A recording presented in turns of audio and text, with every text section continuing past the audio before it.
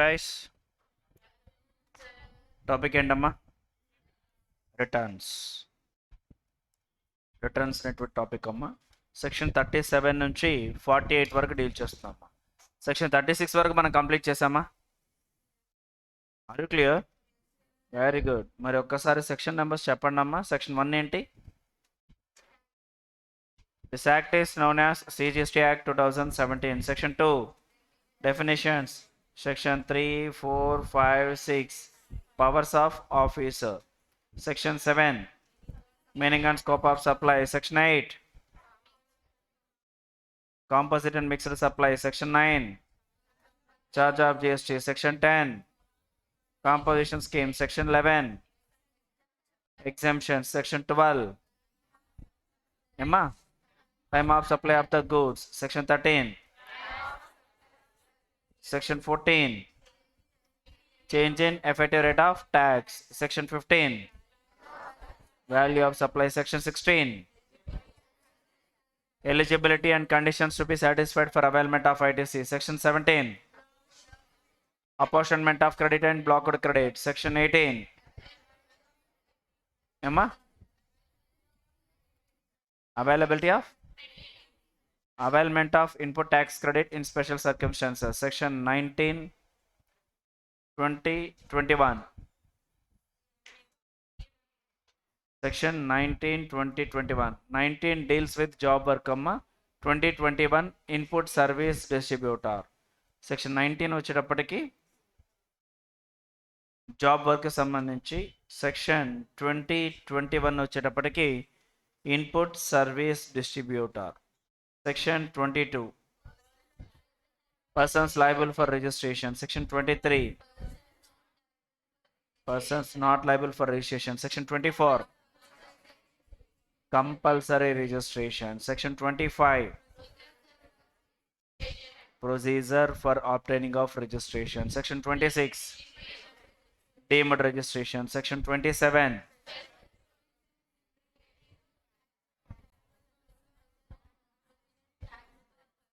very good special provisions applicable to CTP and NRTP. Section 28 amendment of registration. Section 29 cancellation of registration, cancellation and suspension of registration. Section 29. Section 30 good revocation of cancellation of registration. Next, section 31 right tax invoice amma. Tax invoice section 31 elaborate ga maatladukunnam. Time limit for issue of the tax invoice enti.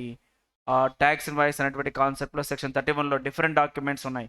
Tax invoice, revised tax invoice, consolidated revised tax invoice, bill of supply, invoice cum bill of supply, delivery challan, next receipt voucher, refund voucher, payment voucher, right. వీటన్నిటిని ఎలాబరేట్గా మనం discuss చేసాం 31లో.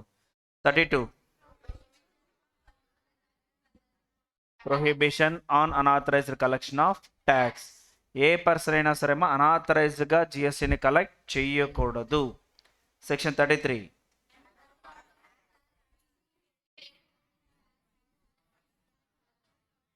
Very good amount of tax to be separately indicated in tax invoice.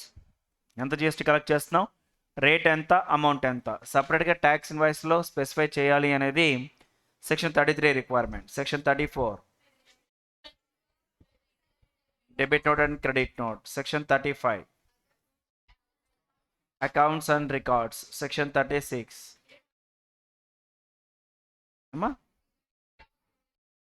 period of retention of accounts, that is preservation of the books of accounts.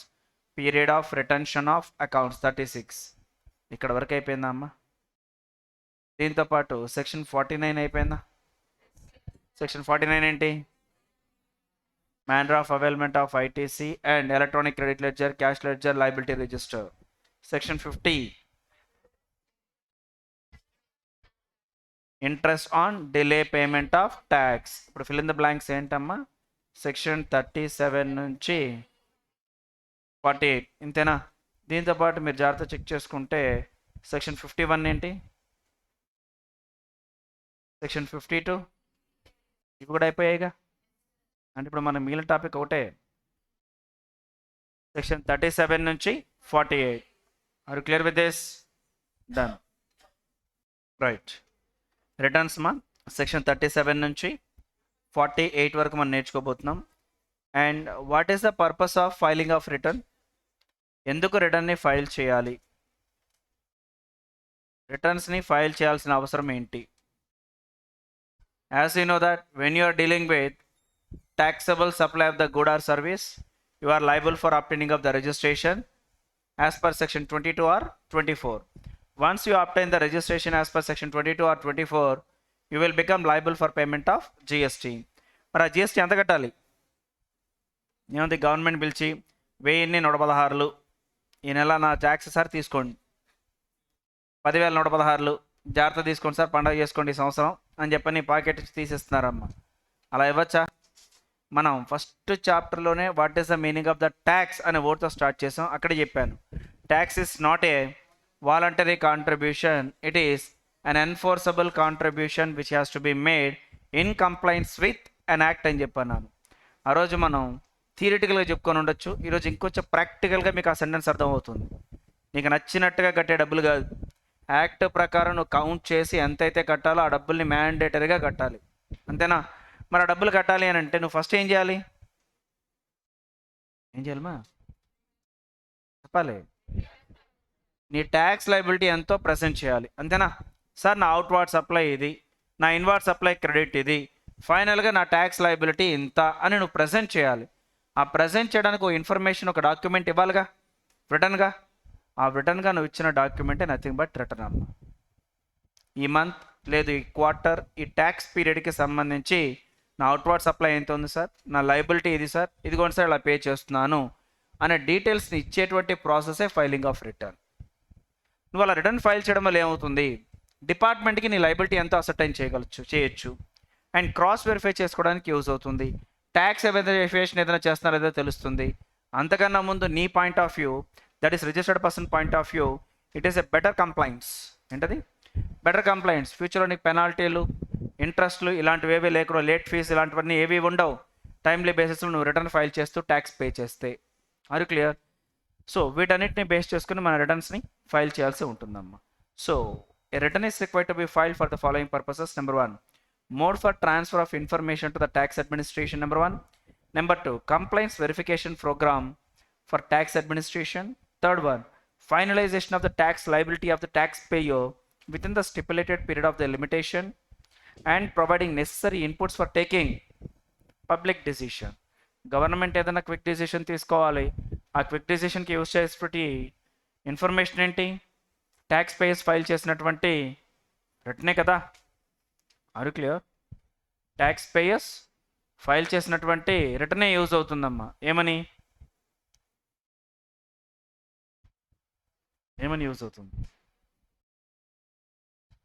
కరెక్ట్గా tax pay చేస్తున్నారా, ఏ industry నుంచి ఎంతెంత tax వస్తుంది, service sector నుంచి ఎంత, manufacturing sector నుంచి ఎంత, trading sector నుంచి ఎంత, మళ్ళీ అందులో పిన్ పాయింట్గా agricultural sector, automobile sector, electrical goods, ఇలా ఒక్కొక్క ఇండస్ట్రీ నుంచి కూడా ఎంత బిజినెస్ వస్తుంది, ఎంత ట్యాక్స్ రెవెన్యూ కలెక్షన్ వస్తుంది, ఇలాంటి వాటిని బేస్ చేసుకుని వెంటనే ట్యాక్స్ వాటికి సంబంధించిన డిసిషన్స్ ఏవైనా సరే, అవి రిలాక్సేషన్ అయినా అవ్వచ్చు, స్ట్రింజెంట్ ప్రొవిజన్స్ అయినా అవ్వచ్చు, ఇన్వోక్ చేయడానికి పబ్లిక్ డిసిషన్ తీసుకోవడానికి ఈజీ అవుతుంది.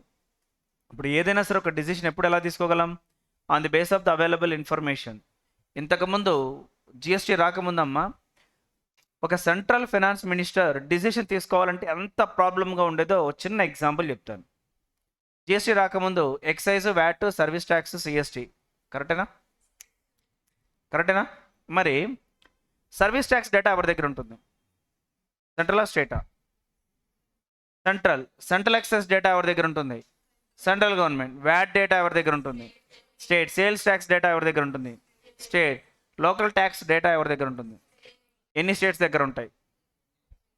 ఏ స్టేట్ది ఆ స్టేట్ దగ్గర ఉంటుంది.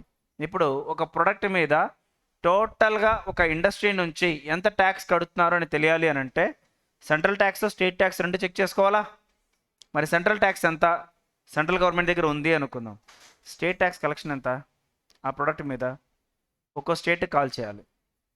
బాబు ఈ ప్రొడక్ట్స్ మీద మీ స్టేట్ కలెక్షన్ రెవెన్యూ ఎంత, ఆటోమొబైల్ సెక్టార్ మీ స్టేట్ రెవెన్యూ ఎంత, ఇలా ప్రతి స్టేట్కి కాల్ చేయాలి. ఎన్ని రోజులు పడుతుంది? వాళ్ళ డేటాని గ్యాదర్ చేయాలి. ఎన్ని రోజులు పడుతుంది? ఆ గ్యాదర్ చేసిన ఇన్ఫర్మేషన్ని జాగ్రత్తగా ఎంటర్ చేసి కన్సాలిడేట్ చేసి ప్రాపర్గా సెగ్రిగేట్ చేసి సెంట్రల్ గవర్నమెంట్కి ఫార్వర్డ్ చేయాలి. అన్నీ ఇచ్చిన కొన్ని స్టేట్లు ఉంటాయి దేనికి రెస్పాండ్ గారు, అవుట్ ఆఫ్ కవరేజ్ ఏరియా. అలాంటి స్టేట్స్ నుంచి ఇన్ఫర్మేషన్ రాకపోతే డిసిషన్ అక్యురేట్గా ఉండదు. పోనీ ఇదంతా జరిగి సెంట్రల్ ఫినాన్స్ మినిస్టర్ అబ్బా డన్, సెంట్రల్ ఒక ఇండస్ట్రీకి సంబంధించి సెంట్రల్ ట్యాక్స్ ఇలా ఉంది, స్టేట్ ట్యాక్స్ ఒక్కొక్క స్టేట్లో ఇలా కలెక్షన్ ఉంది, ఇప్పుడు ఎలా కంపేర్ చేయాలి? అన్ని స్టేట్ కలెక్షన్ ఓకే, అన్ని సెంట్రల్ కలెక్షన్ ఓకే, మళ్ళీ ఒకటి రెండు స్టేట్స్ ఇవ్వలేదు. ఇప్పుడు ఈ మాట ఇలా అనాలిసిస్ చేయాలన్నా ఎన్ని రోజులు పడుతుంది? తను డెసిషన్ తీసుకుందాం ఒకసారి ఆ డేటాను చెక్ చేద్దామని ఈరోజు అనుకుంటే మినిమం 15 రోజులు వెయిట్ చేయాలా, ఒక 1 month. There may be a chance. ఎందుకు? ప్రతి స్టేట్ నుంచి అప్ టు డేట్ డేటా ఉండదు. వీళ్ళు రిక్వెస్ట్ చేయాలి, వాళ్ళు ప్రొవైడ్ చేయాలి, ఇక్కడ కన్సాలిడేట్ చేయాలి, స్టేట్మెంట్ స్టడీ చేయాలి, నెల పడుతుంది. ఏంటమ్మా ఇండియాకి సోర్స్ ఏంటి? ఇండియన్ గవర్నమెంట్ రూల్ చేయాలంటే సోర్స్ ట్యాక్సే కదా. Are you clear? గవర్నమెంట్ ఏ పని చేయాలన్నా చేతులు డబ్బులు ఉంటేనే కదా. మరి ఆ డబ్బులు ఎక్కడి నుంచి వస్తాయి? ట్యాక్స్ రూపంలో. అరే ఈ డబ్బులు ఏ రూపంలో వస్తున్నాయో అలాంటి వాటి గురించి అక్యురేట్ ఇన్ఫర్మేషన్ ఉండేది కాదమ్మా. Even till the year of the 2015 and 16 central finance minister ఒక పర్టికులర్గా అక్యురేట్గా డిసిషన్ తీసుకోవాలి అని అంటే ఎప్పుడో ఒక 5 నెలల ఇన్ఫర్మేషన్, 5 నెలల ముందుది, 6 నెలల ముందు ఇన్ఫర్మేషన్ తీసుకోవాలి. కానీ పర్టికులర్గా ఈరోజు కూర్చొని అరే నిన్నటి వరకు జిఎస్టీ కలెక్షన్ ఎంత, ఏ స్టేట్ కలెక్షన్ ఎంత, ఏ సెంట్రల్ కలెక్షన్ ఎంత, ఒక పర్టికులర్ హెచ్ఎస్ఎన్ కోడ్ని బేస్ చేసుకొని పర్టికులర్ హెచ్ఎస్ఎన్ కోడ్ని బేస్ చేసుకొని ఆ టైప్ ఆఫ్ ద గూడ్స్ మీద ట్యాక్స్ ఎంత కలెక్ట్ అయింది తెలీదు. బట్ అదే ఈరోజు మాట్లాడండి, టోటల్ డేటా అంతా ఎక్కడ స్టోర్ అవుతుంది అమ్మా? ఎవరో ఫేస్బుక్, ఇన్స్టాగ్రామ్ అంటున్నారు. జిఎస్టీ కామన్ పోర్టల్ ఏంటది? Common database, a single database. ఏంటమ్మా అది? Single database. ఏ స్టేట్కి సంబంధించిన జిఎస్టీ మ్యాటర్ అయినా ఆ వెబ్సైట్కే కనెక్షన్. అంతేనా? నువ్వు కాశ్మీర్లో ట్యాక్స్ కట్టినా ఆ డేటాబేస్లోకే ఎంటర్ అవుతుంది. కన్యాకుమారిలో నువ్వు ఏదైనా ట్యాక్స్ కట్టినా సరే ఆ డేటాబేస్లోనే ఎంటర్ అవుతుంది. జిఎస్టీ రిజిస్ట్రేషన్ ఆప్టైన్ చేసినా, జిఎస్టీ ట్యాక్స్ కట్టినా, నువ్వు ఏమైనా చేయి ఒకే వెబ్సైట్కి కనెక్షన్. కరెక్టేనా? ట్రైన్ టికెట్ మీరు ఏ వెబ్సైట్లో ఓపెన్ చేసి చూసినా సేమ్ వెయిటింగ్ లిస్ట్ ఎందుకు కనబడుతుంది? Single database. సేమ్ జిఎస్టీకి సంబంధించి సింగిల్ డేటాబేస్ అవ్వడం వల్ల ఈరోజు సెంట్రల్ ఫైనాన్స్ మినిస్టర్ ఏ డెసిషన్ కావాలన్నా అక్యురేట్గా టైం టు టైం తీసేసుకోగలడు. అక్యురేట్గా టైం టు టైం డిసిషన్ తీసేసుకోగలరు. ఎలా? స్టేట్మెంట్స్ అలా జనరేట్ అయిపోతాయి. వాటిని ఎంఐఎస్ రిపోర్ట్ అంటారమ్మా. ఏమంటారు? MIS reports, management information system reports. Decision తీసుకోవడానికి, క్విక్గా తీసుకోవడానికి యూజ్ అయ్యేటువంటి రిపోర్ట్స్ అమ్మా ఎంఐఎస్ రిపోర్ట్. ఇప్పుడు కాలేజీ మొత్తం ఈరోజు 400 స్టూడెంట్స్ వచ్చారు సార్ అని అటెండెన్స్ ఇచ్చాడు అనుకోండి, అదేం పనికిరాదమ్మా. అలా కాకుండా సార్ ఇంటర్మీడియట్ ఫస్ట్ ఇయర్ ఇంతమంది వచ్చారు, ఇంతమంది ఆబ్సెంట్, ఇంటర్మీడియట్ సెకండ్ ఇయర్ ఇంతమంది వచ్చారు, ఇంతమంది absent, foundation, CA inter, CA final, ఇలా అటెండ్ అయ్యారు సార్ ఒక డేటా ఇచ్చారు అనుకోండి, డిసిషన్ తీసుకోవచ్చా? క్లాస్ ఏ రూమ్లో కండక్ట్ చేయాలి, ఏ ఫ్యాకల్టీని అసైన్ చేయాలి, డిసిషన్ తీసుకోవచ్చా? అలాంటి వాటిని ఎంఐఎస్ రిపోర్ట్ అంటారు. ఏ రిపోర్ట్స్ని బేస్ చేసుకుని నువ్వు డిసిషన్ తీసుకోగలవో వాటిని ఎంఐఎస్ రిపోర్ట్స్ అని అంటాం. ఆ ఎంఐఎస్ రిపోర్ట్స్ని ఈరోజు జిఎస్టీలో సెంట్రల్ ఫైనాన్స్ మినిస్టర్ తీసుకోగలుగుతున్నారమ్మా 2017 తర్వాత. మీరు ఒక్కసారి లాజిక్గా చెక్ చేసుకుంటే కొన్ని సాఫ్ట్వేర్ కంపెనీలు ఉన్నాయి, ఎక్కడో అమెరికాలో ఉంటుంది, లేదా ఎక్కడో ఇటలీలో ఉంటుంది, జర్మనీలో ఉంటుంది. అక్కడ ఉన్నటువంటి కంపెనీ ఇండియాలో ఒక బిల్డింగ్లో ఒక మూలన కూర్చున్నటువంటి ఎంప్లాయీ తన సిస్టంలో ఏం చేస్తున్నాడో చూస్తారు. అంత టెక్నాలజీ ఉన్న రోజుల్లో కూడా మన ఇండియన్ గవర్నమెంట్ స్టేట్ రెవెన్యూ ఎంత, టోటల్ సెంట్రల్ రెవెన్యూ ఎంత అని ఒక డిసిషన్ తీసుకోవాలి అని అంటే మంత్స్ వెయిట్ చేయాల్సినటువంటి టైం. అలాంటి వర్స్ట్ పార్ట్ నుంచి మనకు బయటపడడానికి వచ్చినటువంటి concept GSTN, goods and service tax network. ఇది రావడం వల్ల క్విక్ డిసిషన్స్ తీసుకోవడానికి ఛాన్స్ కుదురుతోంది. పోనీ ఆ జిఎస్టీఎన్లో వాటి ద్వారా డిసిషన్ తీసుకుంటా కరెక్టే, అక్కడ డేటా ఎక్కడి నుంచి వస్తుంది? ఎవరైతే రిజిస్టర్డ్ పర్సన్స్ ఉన్నారో వాళ్ళు రిటర్న్స్ ఫైల్ చేయడం వల్ల. సో ఎప్పుడైతే రిజిస్టర్డ్ పర్సన్స్ రిటర్న్స్ ఫైల్ చేస్తారో అప్పుడు డిపార్ట్మెంట్ ఏం చేయగలదు? క్విక్ డిసిషన్స్ తీసుకోగలదు on the basis of available data. Are you clear with this? So providing necessary inputs for taking policy decisions and management of the audit and anti evasion programmes of the tax administration. Audit చేయడం కానీ anti evasion programmes of tax administration. So tax administration ఏదైనా సరే internal are external problems ఏవైనా ఉంటే వాటన్నిటిని resolve చేయడానికి కూడా use అవుతుందమ్మా. Under GST is a regular taxpayer need to furnish monthly return and one annual return. నార్మల్గా అయితే అందరూ ఏం చేయాలమ్మా? ఒక 1 monthly రిటర్న్ని ఒక యాన్యువల్ రిటర్న్ని ఫైల్ చేయాలి. దాంతోపాటు కొత్తగా వచ్చిన కాన్సెప్ట్ ఇవ్వడం జరిగిందమ్మా, QRMP. ఏంటది? Quarterly return monthly payment. ఎవరికి అవైలబుల్ అవుతుందంటే ఎవరికైతే aggregate turnover less than or equal to చెప్పారా మీరు 5 crores కన్నా తక్కువ టర్న్ ఓవర్ ఉంటే ఆ పర్సన్స్ ఏం చేయొచ్చానంటే QRMP స్కీమ్ని అడాప్ట్ చేయొచ్చు. అంటే ఏంటి? Return quarterly, payment monthly. 5 కోట్ల కన్నా తక్కువ టర్న్ ఓవర్ ఉంటే బెటర్ కదమ్మా ఆప్షన్. నెల ఫైల్ చేయాల్సిన అవసరం లేదు. ఎందుకంటే ప్రతి నెల 103B ఫైల్ చేయాలంటే తలనొప్పిగా.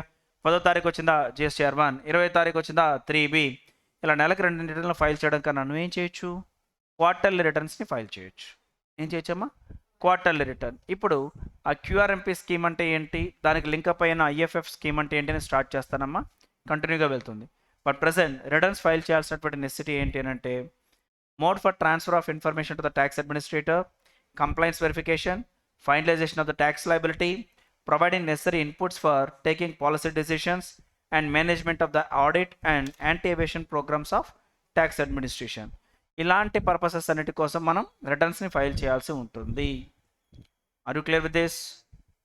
Any doubt?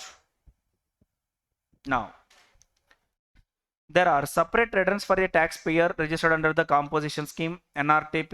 ఇలా ఒక్కొక్కరికి ఒక్కొక్క రిటర్న్ని ఫైల్ చేయడం, ఒక్కొక్క రిటర్న్ని స్పెసిఫై చేయడం జరిగిందమ్మా. నార్మల్గా అందరికీ ఏం చెప్పాను? GSTR 1, 3B, GSTR 1 and 3B. GSTR 2 ఇప్పుడు లేదమ్మా. GSTR 4 కాంపోజిట్ డీలర్కి అమ్మా, GSTR 5 NRTPకి అమ్మా, GSTR 6 ఇన్పుట్ సర్వీస్ డిస్ట్రిబ్యూటర్కి, GSTR 7 TDS, GSTR 8 very good TCS, GSTR 9 annual return, GSTR 10 final return. ఎవరైతే రిజిస్ట్రేషన్ క్యాన్సిల్ చేయించుకున్నారో వాళ్ళకి. ఈ చాప్టర్ లాస్ట్ పేజ్ ఓపెన్ చేసి చూడండి, మీకు రిటర్న్స్ అన్ని ఇచ్చాను. పేజ్ నెంబర్ ఎంత అమ్మా? 15.32 ఒకసారి చూడండి. వాటి డ్యూ డేట్స్ కూడా ఇచ్చాను. సరే, ఇప్పుడు రిటర్న్స్ అన్నీ ఎలా ఫైల్ చేస్తారు ఏంటి ఒకసారి చెక్ చేసుకుందాం అమ్మా. ఒక రిజిస్టర్డ్ పర్సన్ ప్రతి నెల అమ్మ, ఒక రిజిస్టర్డ్ పర్సన్ ప్రతి నెల 2 రిటర్న్స్ని ఫైల్ చేయాలమ్మ. 2 రిటర్న్స్. ఒకటేమో తనకు సంబంధించినటువంటి ఇన్వార్డ్ సప్లైకి సంబంధించి, ఇంకోటి అవుట్వార్డ్ సప్లైకి సంబంధించి. రైట్? ఫస్ట్ తను రిటర్న్ ఫైల్ చేయాల్సింది అవుట్వార్డ్ సప్లైకి అమ్మ, GSTR 1. డ్యూ డేట్ ఏంటమ్మా? 10th of the following month. ఆ 10th of the following monthని 11th of the following monthగా ఎక్స్టెండ్ చేయడం జరిగింది government. So due date for filing of the GSTR 1 it is 11th of the following month. ఎప్పుడమ్మా? 11. GSTR 1 దేనికోసం file చేస్తాం? Outward supply. ఇప్పుడు ఈ ఇన్వార్డ్ సప్లైస్, మనకి ఇన్వార్డ్ సప్లైస్ అనేటివి ఎవరెవరి దగ్గర నుంచో కొని ఉంటాం కదమ్మా. రైట్? వాళ్ళందరూ ఏం చేస్తుంటారు? వాళ్ళందరూ GSTR 1 ఫైల్ చేస్తారు. వాళ్ళందరూ GSTR 1 ఫైల్ చేసినప్పుడు మనకేమవుతుంది? GSTR 2Bలో ఆటో పాపులేట్ అవుతుంది. వీటిని వ్యాలిడేట్ చేసుకుంటే మనకు ఆ క్రెడిట్ అంతా ఎక్కడికి వచ్చేస్తుందమ్మా? GSTR 3Bలోకి. మనం ఎవరి దగ్గర నుంచి అయితే కొన్నామో వాళ్ళు GSTR 1 ఫైల్ చేస్తే GSTR 1లో వాళ్ళు ఇన్వాయిస్ వైస్ డీటెయిల్స్ ఇస్తారు. ఏంటి? Invoice wise. ఆ ఇన్వాయిస్ వైస్ ఇచ్చేటప్పుడు మన GST నెంబర్ని ఎంటర్ చేస్తారు. కాబట్టి వాళ్ళు GSTR 1 ఫైల్ చేయడం వల్ల మనకు GSTR 2Bలో ఆటో పాపులేట్ అయిపోతాయి. అదేంటి సార్ మన ప్రొఫైల్లోకి ఎలా వచ్చేస్తాయి? సింపుల్గా మన ప్రొఫైల్లోకి ఎలా వస్తాయంటే ఎవరో మన ఫ్రెండ్స్ వాళ్ళ ప్రొఫైల్లో నుంచి ఫేస్బుక్ రిక్వెస్ట్ కానీ ఇన్స్టాగ్రామ్ రిక్వెస్ట్ కానీ పెడితే మనకు వచ్చుద్దా లేదా అమ్మా? మనకి ఎలా అయితే ఆటోమేటిక్గా అలా రిక్వెస్ట్ వస్తుందో, ఎవరైతే జిఎస్టీ రిజిస్టర్డ్ పర్సన్స్ ఉన్నారో వాళ్ళ ప్రొఫైల్ నుంచి GSTR1 ఫైల్ చేస్తే మన ప్రొఫైల్లోకి అలా ఐటీసీ వస్తుంది, రైట్? ఇప్పుడు ఫేస్బుక్ కానీ ఇన్స్టాగ్రామ్ కానీ వాళ్ళ ప్రొఫైల్ నుంచి మన ప్రొఫైల్కి రిక్వెస్ట్ రావడానికి ఏంటి మీడియం? కరెక్ట్గా మనకి ఎలా వస్తుంది? మన ఐడిని బేస్ చేసుకొని మన పోర్టల్లోకి వచ్చి రిక్వెస్ట్ పెడతారు, అంతేనా? ఇలాగే మనం ఎవరి దగ్గర నుంచి అయితే కొన్నామో వాళ్ళు ఏం చేస్తారమ్మా, మన GSTN నెంబర్ని ఎంటర్ చేసి ఇన్వాయిస్ అప్లోడ్ చేస్తారు. అందువల్ల మనకు ఆటో పాపులేట్ అవుతుందమ్మా. GSTR2Bలో ఆటో పాపులేట్ అవుతుంది. అలా మనకు ఐటీసీ రావడం జరుగుతుంది. సరే, ఇలా GSTR3Bలో ఐటీసీ వచ్చింది, కరెక్టే. మొత్తం వాడేద్దామా? ఎస్, ఇలా 3Bలో ఐటీసీ అమ్మ 11th of the following month GSTR1. దీనివల్ల ఏంటి? లయబిలిటీ. ఈ రెండింటిని సెట్ ఆఫ్ చేసి ఏం చేయాలమ్మా? సెట్ ఆఫ్ చేసి pay tax through electronic cash ledger, అంతేనా? ఇక్కడ ఐటీసీ అంటే nothing but electronic credit ledger. ఇదేంటి? Liability, electronic liability register. So electronic liability రిజిస్టర్లో ఫస్ట్ వేసేటువంటి డెబిట్ ఎంట్రీ ఏంటి అని అంటే క్రెడిట్ లెడ్జర్తో వేస్తాం. క్రెడిట్ లెడ్జర్తో డెబిట్ ఎంట్రీ వేసిన తర్వాత కూడా ఇంకా లయబిలిటీ ఉంటే అప్పుడు క్యాష్ లెడ్జర్తో పే చేయడం జరుగుతుంది. ఇలా ప్రతి నెల ఏం చేయాలి? GSTR1 3B 1 3B ఫైల్ చేసుకుంటూ వెళ్ళిపోవాలి. యాక్చువల్గా ఇంతకుముందు 3 రిటర్న్లు ఉండేటివి అమ్మా. 1 2 3. 1 outward supply, 2 inward supply, 3 furnishing return. 1లో అవుట్వర్డ్ సప్లై, 2లో ఇన్వర్డ్ సప్లై, రెండింటిని సెట్ ఆఫ్ చేసి ట్యాక్స్ కట్టడం 3. GSTR1కి డ్యూ డేట్ 10th అమ్మ, 2కి 15th అమ్మ, GSTR3కి 20th అమ్మ. అలా ఉండేది 10, 15, 20. అప్పుడు నెలకి ఎన్ని రిటర్న్స్ అయ్యేటివమ్మా? 3. చాలా బర్డెన్ అయిపోయేది బిజినెస్ పర్సన్స్కి. నేను స్టార్టింగ్ క్లాస్లో చెప్పేవాడిని, మా గుర్తుపెట్టుకోండి, GSTR2 నియర్ ఫ్యూచర్లో ఉండదు. GSTR2 నియర్ ఫ్యూచర్లో ఉండదమ్మా. రిమూవ్ చేయడానికి ఛాన్స్ ఉంటుంది, రిమూవ్ చేయొచ్చు. కరెక్ట్గా అమ్మా 9 months ముందు అమెండ్మెంట్ రావడం జరిగింది. GSTR2ని పర్మనెంట్గా GSTR రిటర్న్స్ నుంచి రిమూవ్ చేయడం జరిగింది. అంటే నియర్ ఫ్యూచర్లో మళ్ళీ GSTR2 ఇన్వోక్ చేసే కాన్సెప్ట్ ఏమీ లేదు. Only GSTR1, GSTR3B. 1లో ఏంటి? అవుట్వర్డ్ సప్లై, 3Bలో ఏమో ఐటీసీ. ఇప్పుడు GSTR1 ఫైల్ చేయడానికి డ్యూ డేట్ ఏంటి? 3B 20th of the following month. అంటే ఇప్పుడు నార్మల్గా మనం ఇప్పుడు రిజిస్ట్రేషన్ అప్టైన్ చేస్తే ప్రతి నెల ఏం చేయాలి? సపోజ్ ప్రీవియస్ మంత్ ఇలా అనుకుందాం, సెప్టెంబర్ అనుకోండి ప్రీవియస్ మంత్. ఇప్పుడు ఈ మంత్ ఏం చేయాలి? October 10th GSTR1 ఏ రిటర్న్ ఫైల్ చేద్దాం? సెప్టెంబర్ 1 నుంచి 30th సెప్టెంబర్ వరకు ఆ 30 రోజుల్లో ఎంతైతే అవుట్వర్డ్ సప్లై జరిగిందో ఇన్వాయిస్ వైజ్గా GSTR1 ఫైల్ చేద్దాం. ఏ డేట్నా? September 10. September 10th ఫైల్ చేసాం. ఓకే, 10th అనేది 11th అన్నా కదమ్మా. సరే, October 10. ఓకే, సెప్టెంబర్ మంత్ ఇది కాబట్టి October 11th GSTR1 ఫైల్ చేసాం. అక్కడి నుంచి ఇంకొక 9 days 20th October ఏం చేయాలి? GSTR3Bని ఫైల్ చేయాలి. ఇలా నెక్స్ట్ అక్టోబర్ మంత్ ఏం చేయాలి? November 11th GSTR1, November 20th GSTR3B. ఇలా ప్రతి నెల ఈ 2 రిటర్న్స్ని ఫైల్ చేసుకుంటూ వెళ్ళిపోవాలి. ఇక్కడ వరకు ఏదైనా డౌట్ ఉందా? క్లియర్గా ఉన్నారా? ఇప్పుడు నీలాంటి బిజినెస్ పర్సన్స్ పిక్చర్లోకి వచ్చారు. సార్ ఏంటి మాకు ఈ ఆఫర్? నెల ఈ 2 రిటర్న్స్ ఏంటి? మేము ఎలా ఫైల్ చేయాలి? మాకు ఐటీసీ అంటేనే తెలియదు. పోనీ దీనికోసం ఒక సపరేట్ పర్సన్ అపాయింట్ చేసుకున్నామా? నెలకు 5,000 రూపాయలు సార్, సంవత్సరానికి 60,000 రూపాయలు సార్. ఎక్కడి నుంచి తెమ్మంటారు? అదే 60,000 రూపాయలు నేను ట్యాక్స్ కట్టినా మీరు హ్యాపీ ఫీల్ అయిపోతారుగా. బట్ నాకు కంప్లైంట్స్ కాస్ట్ ఎక్కువ అయిపోతుంది, నన్ను ఏం చేయమంటారు? ఇలాంటప్పుడు ఒక చిన్న కాన్సెప్ట్ని తీసుకురావడం జరిగిందమ్మా. ఏంటది చెప్పాలమ్మా?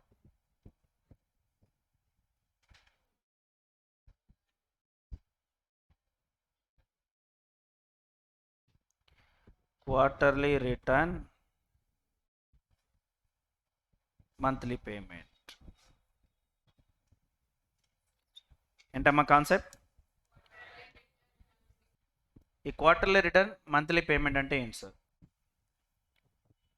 రిజిస్టర్డ్ పర్సన్స్ సార్ మాకు కంప్లైంట్స్ కాస్ట్ పెరిగిపోతుంది, ప్రతి నెల ఇలా 1, 2, 3 లేదా జిఎస్టీఆర్ 1, 3B ఫైల్ చేయాలంటే మాకు ఇబ్బంది అవుతుంది సార్ అని అడిగితే డిపార్ట్మెంట్ ఏం చేశారంటే, బాబు క్యూఆర్ఎంపీ స్కీమ్ కింద మీకు క్వార్టర్లీ రిటర్న్, మంత్లీ పేమెంట్ అనే ఆప్షన్ ఇస్తాను అని చెప్పన్నారు. బట్ ఈ స్కీమ్కి ఎలిజిబుల్ అవ్వాలి అని అంటే అమ్మ aggregate turnover less than or equal to 5 crores ఉండాలి preceding financial year.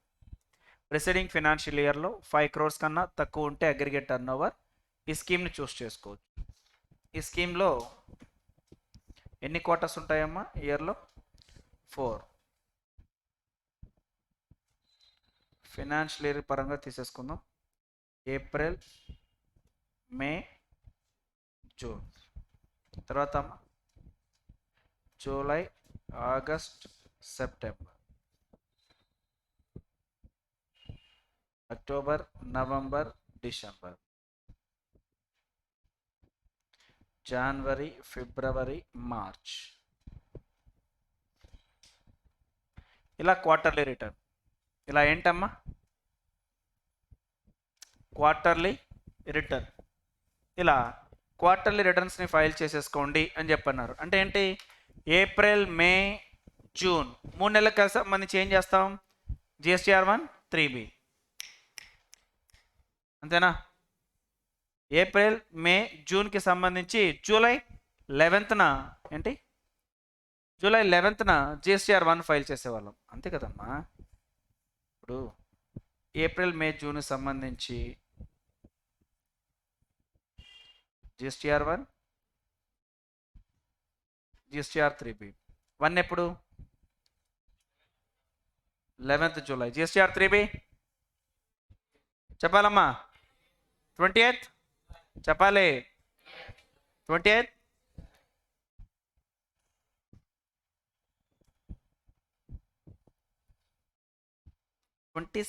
Are 24th July అనేటువంటి కాన్సెప్ట్ని క్యూఆర్ఎంపీ వాళ్ళకి తీసుకొచ్చారు. అందరు కాదు. పైన 1, 3B అయిపోయింది. 11, 20 క్లోజ్. క్యూఆర్ఎంపీ వాళ్ళకి ఏంటనంటే, బాబు 22nd, 24న పేజెంట్. ఏం సార్ అదేంటిది 22nd and 24 ఏంటి? ఇప్పుడు మన ఇండియాలో స్మాల్ బిజినెస్ పర్సన్స్ ఎక్కువ మంది అమ్మ. 5 crores కన్నా తక్కువ టర్న్ ఓవర్ ఉన్న వాళ్ళు తక్కువ మంది. రిటర్న్ ఫైల్ చేయమంటే మన వాళ్ళు ఏ రోజున వెబ్సైట్ ఓపెన్ చేస్తారు? Last date. అందరూ వచ్చి ఒక్కసారి సిస్టమ్ మీద పడ్డారనుకుని ఏమవుద్ది? సర్వర్ బిజీ అయిపోద్దమ్మా, క్రాష్ అయిపోతుంది. అందుకోసం ఏం చేశారు? ఇండియాలో పైన పార్ట్ అండ్ అప్పర్ పార్ట్ ఏదైతే ఉందమ్మా, అప్పర్ పార్ట్కి 24th ఆఫ్ ద ఫాలోయింగ్ క్వార్టర్ని డ్యూ డేట్గా చెప్పి, డౌన్ పార్ట్ ఏదైతే ఉందో డౌన్ పార్ట్ స్టేట్స్కి 22nd of the following quarter అని చెప్పన్నారు. అర్థమైందా?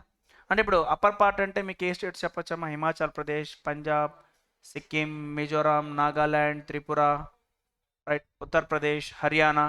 ఇలా పైన ఏవైతే ఉన్నాయో వాటన్నిటికీ 24th అమ్మ, 24th. ఇప్పుడు బిలో ద పార్ట్ ఏవైతే ఉన్నాయో ఈ మధ్యప్రదేశ్, తెలంగాణ, ఆంధ్రప్రదేశ్, కర్ణాటక, తమిళనాడు, కేరళ, గోవా వీళ్ళందరికీ 22nd of the following quarter. 22nd of the following quarter. ఎందుకు సార్ ఇలా డ్యూ డేట్స్ని డివైడ్ చేశారు 3B కోసం అంటే, వీళ్ళు QRMP scheme, small business people ఒకేసారి రిటర్న్ ఫైల్ చేయడానికి వస్తారు. ఇప్పుడు నార్మల్ జిఎస్టీఆర్ 3B ఫైల్ చేసే వాళ్ళకి ఏంటి? 20 కదా. నార్మల్ రిటర్న్ ఫైల్ చేసే వాళ్ళు ఎవరికమ్మా? 20. యాక్చువల్ నార్మల్ స్కీమ్ని ఎవరు ఫాలో అవుతారు? 5 crores కన్నా ఎక్కువ ఉన్న వాళ్ళు ఫాలో అవుతారు, అంతేగా. 5 crores కన్నా తక్కువ ఉన్న వాళ్ళకి ఇది బెనిఫిట్ కదమ్మా. ఇదే కదా బెనిఫిట్. ఎందుకు? క్వార్టర్లీ ఒకసారి రిటర్న్ ఫైల్ చేస్తాం. ఏం చేస్తాం? క్వార్టర్లీ ఒకసారి. పెద్ద ప్రాబ్లం ఏం లేదు. అంటే ఇయర్ మొత్తానికి ఎన్నిసార్లు అమ్మా? 4 times. చాలా ఈజీగా. ఇయర్లో 4 జిఎస్టీఆర్ 1లు, 4 జిఎస్టీఆర్ 3Bలు. Matter close. GST complaints became easy. అదే 5 crores కన్నా ఎక్కువ ఉందనుకో, క్యూఆర్ఎంపీ స్కీమ్ నీకు అప్లై కాదు. ఏం చేయాలి? నార్మల్ స్కీమ్ రెగ్యులర్గానే మంత్లీ రిటర్న్ ఫైల్ చేసుకో. ఇంకోటి కూడా గుర్తుపెట్టుకోండి అమ్మా, ఈ క్యూఆర్ఎంపీ స్కీమ్ అనేది ఆప్షనల్. ఏంటి? ఆప్షనల్. అంటే ఏంటి? నీ టర్న్ ఓవర్ 5 crores కన్నా తక్కువ ఉంటే ఈ స్కీమ్ తీసుకో, కాదనం. అలానే మ్యాండేటరీగా ఈ స్కీమ్ ఫాలో అవ్వాలి రూల్ ఏమీ లేదు. సార్ అప్పట్లో ఆ రోజుల్లో నేను కూడా సిఏ ఇంటర్ చదువుకున్నాను సార్, రైట్. కానీ ఇక చిన్న కిరాణా కొట్టు పెట్టుకున్నా అన్నావు అనుకో, ఎప్పుడు మా దరిద్రం సిచ్యువేషన్ వచ్చింది మీకే తెలియాలి, సరేనా? సరే, ఇలాంటి సిచ్యువేషన్లో ఏం చేస్తావంటే ఏం చేస్తావు అమ్మా? పొద్దున్న లేచి షాప్ చేస్తావా? అమ్మా, నువ్వు షాప్ ఓపెన్ చేస్తావు, వ్యాపారం చేస్తావు అనట్లేదమ్మా. ఒకవేళ ఈ క్యూఆర్ఎంపీ స్కీమ్ తీసుకుంటే ఏం చేస్తావు అని అంటే క్వార్టర్లీ వన్స్ రిటర్న్ ఫైల్ చేస్తారు సార్ అని చెప్పాలి. అంతేగాని పొద్దుగానే లేచి షాప్ ఓపెన్ చేస్తాను సార్ అంటే ఏం చేయాలి? సరే సరే, రీటైల్ బిజినెస్ అనేది రెస్పార్ట్ ఏం కాదమ్మా. అండ్ ప్లీజ్ రిమెంబర్, బిజినెస్ అనేది సిఏ చేస్తే సిఎంఏ చేస్తే చేయకూడదని ఏం కాదు. మీకు బెస్ట్ ఎగ్జాంపుల్ చెప్తున్నాగా, మార్వాడిస్ ఉన్నారమ్మా, సిఏ సిఎంఏ లాంటి ప్రొఫెషన్ చేస్తారే కానీ జాబ్కి వెళ్ళరమ్మా. మంచిగా బిజినెస్ స్టార్ట్ చేస్తారు, ఆ బిజినెస్లోనే స్విమ్ చేస్తారు. So it won't be an Everest part. నీ స్కిల్ని ఎలాంటి ఏరియాలో అప్లై చేయాలి నువ్వు చెక్ చేసుకోవాలి. ఏదో చిన్న మాటగా అన్నాను అంతే. సపోజ్ సిఏ ఇంటర్ చదివి ఒక కిరాణా షాప్ స్టార్ట్ చేసావని, ఓకేనా? సో ఒక స్మాల్ షాప్ అలా స్టార్ట్ చేసావు అనుకో, అలాంటప్పుడు క్యూఆర్ఎంపీ స్కీమ్కి వెళ్తూ ఉన్నావు. సార్ నాకు ఈ స్కీమ్ క్యూఆర్ఎంపీ గురించి నాలెడ్జ్ ఉంది, నాకు వద్దు సార్, నేను మంత్లీ రిటర్న్ ఫైల్ చేస్తాను. రీజన్, సబ్జెక్ట్ నాలెడ్జ్ నాకు ఉంది అన్నావు అనుకో, నీ ఇష్టం. క్యూఆర్ఎంపీ అనేది ఏంటి? ఆప్షనల్. సార్ నేను మంత్లీ రిటర్న్ ఫైల్ చేస్తాను, చేయి, ఎవరొద్దు అంటాడు? హ్యాపీగా ఐటీసీ తీసుకో, రిటర్న్ ఫైల్ చేయి, nothing matter. Any doubt? Any doubt? అర్థం అయిందా అమ్మా? Right, done. చూడండి ఒకసారి, క్వార్టర్లీ రిటర్న్, మంత్లీ పేమెంట్. మా ఇప్పుడు ఏప్రిల్ మే జూన్ చెప్పా కదా, రిమైనింగ్ క్వార్టర్స్ కూడా చెప్పాలా? అవసరం లేదుగా. ఇప్పుడు జూలై ఆగస్ట్ సెప్టెంబర్కి జిఎస్టీఆర్ 1 ఎప్పుడు ఫైల్ చేస్తారు? October 11. GSTR 3 either 22nd or 24th October, అంతే కదమ్మా? And so on. బాగానే ఉంది. ఇప్పుడు ఒక క్యూఆర్ఎంపీ స్కీమ్లో ఉన్నవాడి పరిస్థితి గురించి చెప్తాను చూడండి అమ్మా. He is mister Chaman Lal. మనోడు క్యూఆర్ఎంపీ స్కీమ్లో ఉన్నాడు. ఏంటి QRMP? Quarterly return, monthly payment. Registered పర్సనే అమ్మాయి పర్సన్. క్యూఆర్ఎంపీ స్కీమ్లో ఉన్నాడంటే రిజిస్టర్డ్ పర్సనే కదా, మళ్ళీ ఏం డౌట్? సరే, ఇలా చమన్ లాల్ దగ్గర నుంచి మనం ఒక 4 మెంబర్స్ మంచి కస్టమర్స్ అమ్మ. మనం ఇతని దగ్గర నుంచి మనం పర్చేస్ చేసాం, రైట్? మనకు పర్చేస్, ఇతనికేమో సేల్స్, అంతేనా? ఇప్పుడు మనకు ఇదేమవుతుందమ్మా? ఇన్వార్డ్ సప్లైక ఏంటి చెప్పాలి? Inward supply. ఎప్పుడు కొన్నాము అని అంటే ఏప్రిల్ మంత్లో కొన్నామమ్మా. ఏప్రిల్ 5th కొన్నాము అనుకోండి. ఏంటి? ఏప్రిల్ 5th అమ్మా. ఎంత అని అంటే ప్రతి ఒక్కరు మనం వాల్యూ ఆఫ్ సప్లై 10 lakhs చొప్పున కొన్నాం. GST at the rate of 18%, 1.8 lakhs, total 11.8 lakhs. ఇలా అందరం ఒక్కొక్కరు ఒక 10 lakhsతో కొన్నాం అనుకుందాం. ఒక్కొక్కరు మనమే 4 people ఈ చమన్ లాల్ దగ్గర నుంచి కొన్నాం. ఎప్పుడమ్మా? ఏప్రిల్ చెప్పాలి, ఏప్రిల్ 5th కొన్నాం. ఇప్పుడు నా క్వశ్చన్ ఏంటి అని అంటే మీకు ఏ డేట్న ఐటీసీ వస్తుంది? మీకు ఇన్వార్డ్ సప్లై కదా, చమన్ లాల్ దగ్గర నుంచి ఏప్రిల్ 5th కొంటే మీకు ఏ డేట్న ఐటీసీ వస్తుంది? నీకు ఇన్వార్డ్ సప్లై ఏప్రిల్ 5th అమ్మా, నీకు ఐటీసీ ఎప్పుడు వచ్చుద్దమ్మా? ఎప్పుడు? 11th July. ఎన్ని మంత్స్ ఆగావమ్మా? అదేంటది? నువ్వేమో నీకు కదా ఇన్వార్డ్ సప్లై, నువ్వు మంత్లీ రిటర్న్ ఫైల్ చేస్తున్నావు. నువ్వేమో మంత్లీ రిటర్న్. చమన్ లాల్ ఏం చేస్తున్నాడు? Quarterly return. నువ్వు ఆయన దగ్గర కొన్నావు కరెక్టే, కొన్నదానికి నీకు ఐటీసీ రావడానికి ఎన్ని మంత్స్ వెయిట్ చేసావు? 3 months. యాక్చువల్గా నువ్వు ఏ మంత్కి ఆ మంత్కి ఐటీసీ ఎక్స్పెక్ట్ చేస్తావుగా, వచ్చిందా మరి? 3 నెలలు ఐటీసీ రాకపోతే నీకు 3 నెలలు మనీ బ్లాక్ అయిపోయినట్టేనా? 3 నెలలు ఐటీసీ రాకపోతే 3 నెలలు నీకు ఐటీసీ బ్లాక్ అయిపోయినట్టేనా? ఇంకోసారి వెళ్తావు చమన్ లాల్ దగ్గరికి? నో. ఇంకెవరి దగ్గరికి వెళ్తావు? ఎవరమ్మా? చంపకలు వెళ్తారు సార్, మీ ఇష్టం. ఇంకో పర్సన్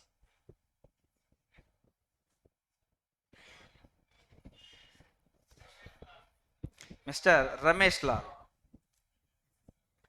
ఈ person monthly registered, monthly return file చేస్తున్నాడు అమ్మా. ఈ పర్సన్ ఎవరు? Monthly return. నెక్స్ట్ ఈ పర్సన్ దగ్గరికి వెళ్ళిపోతావమ్మా కొనడానికి. ఎందుకు?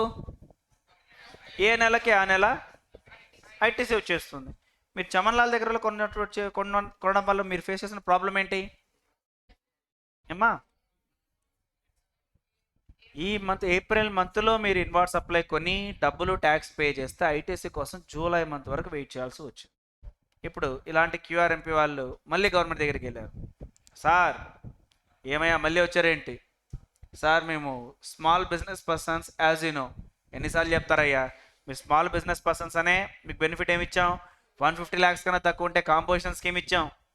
5 crores కన్నా తక్కువ ఉంటే క్యూఆర్ఎంపీ స్కీమ్ ఇచ్చాం. మళ్ళీ ఇంకేం కావాలి? క్యూఆర్ఎంపీ స్కీమ్ బాగానే ఉంది కదా సార్, బాగానే ఉంది సార్, కానీ అదేదో ఉన్న నాలుకకి మందు వేస్తే కాదు, కొండ నాలుకకి మందు వేస్తే ఉన్న నాలుక ఊడిపోయిందనట. డైలాగ్ ఎప్పుడు వినలేదా అమ్మా? సరే పోవాలండి, ఈసారి గుర్తుపెట్టుకోండి. సో ఏదో మంచి చేద్దామని వెళ్తే అది చెడుగా ఎదురైనట్టు. మా క్వార్టర్లీ స్కీమ్ ఇచ్చారు కరెక్టే, మా దగ్గర బిజినెస్ వాళ్ళు రావట్లేదు సార్. ఏమయ్యా ప్రాబ్లం ఏంటి? మీరు క్వార్టర్లీ రిటర్న్ అన్నారా? అవును, మీకు రిటర్న్స్ ఫైల్ చేయడం ఈజీ అవుతుందని. మరి ఐటీసీ 3 నెలల తర్వాత వస్తుంది అని అంటే ఆ పర్సన్స్ మా దగ్గర ఎందుకు సార్ కొంటారు? మా బిజినెస్ జరగట్లేదు సార్. మీరు ఇచ్చిన ఆఫర్ మాకు మా బిజినెస్ని ఎఫెక్ట్ చేసే విధంగా ఉంది సార్. అది బెనిఫిట్ని ఇవ్వకపోగా అడ్వర్స్ సిచ్యువేషన్ని క్రియేట్ చేస్తుంది. అర్రే కరెక్టే, ఏం చేద్దాం? ఇలాంటి నుంచి ఈ క్యూఆర్ఎంపీ వాళ్ళకి ఇంకొక బెనిఫిషియల్గా ఇంకొక యాక్టివిటీ చెప్పడం జరిగిందమ్మా. దాన్నే ఐఎఫ్ఎఫ్, ఇన్వాయిస్ ఫర్నిషింగ్ ఫెసిలిటీ అనే స్కీమ్ ఇచ్చారు. అంటే ఏంటి సార్? ఇదే ఎగ్జాంపుల్ని కంటిన్యూ చేస్తున్నానమ్మా, జాగ్రత్త వినండి. పర్సన్ ఎవరమ్మా? మిస్టర్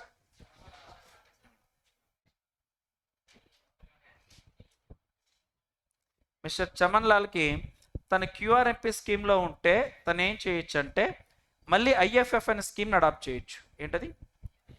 ఐఎఫ్ఎఫ్ అనే స్కీమ్ని. అంటే ఏంటి సార్? Invoice furnishing facility. ఇప్పుడు మనోడు ఏం చేయొచ్చానంటే క్వార్టర్ కదమ్మా, ఏప్రిల్, మే, జూన్. ఇప్పుడు మనోడు ఏం చేయొచ్చు అంటే ఏ నెల ఇన్వాయిసెస్ని ఆ నెల అప్లోడ్ చేసేయచ్చమ్మా. ఏం చేయొచ్చు? ఏ నెల ఇన్వాయిసెస్ని ఆ నెల అప్లోడ్ చేయొచ్చు. ఆటోమేటిక్గా రిసీప్మెంట్ కూడా ఐటీసీ వచ్చేస్తుంది. Are getting my word? Sir నేను ఇంకా రిటర్న్ ఫైల్ చేయలేదు సార్. నేను రిటర్న్ ఎప్పుడు ఫైల్ చేస్తాను?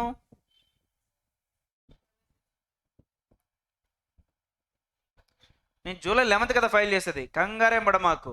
మీకు క్యూఆర్ఎంపీస్కి మీకు బెనిఫిట్ అవుతుందని ఇచ్చాను. ఏమని? క్వార్టర్లీ రిటర్న్ అని. కానీ మీరేం చెప్తున్నారు? ఆ బిజినెస్ మాకు ప్రాబ్లం అయిపోతుంది సార్, మా కస్టమర్స్ రావట్లేదు.